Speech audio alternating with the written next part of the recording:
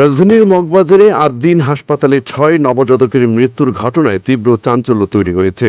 তদন্ত যত এগোচ্ছে ততই সামনে আসছে হাসপাতালটির পরিবেশগত নিরাপত্তা ও ব্যবস্থাপনার গুরুতর ঘাটতির অভিযোগ।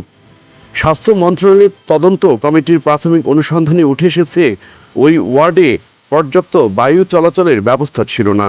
পাশাপাশি স্প্লিট এসি ব্যবহারের মাধ্যমে সম্ভাব্য গ্যাস লিকেজের বিষয়টিও ক্ষতি দেখা হচ্ছে।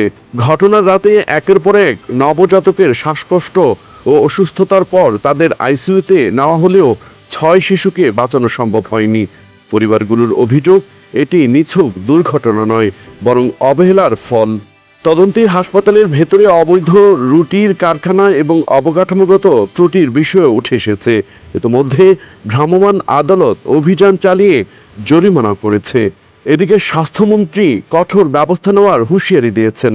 মামলা হয়েছে, দাবি উঠেছে বিচার বিভাগীয় তদন্ত কমিশনেরও।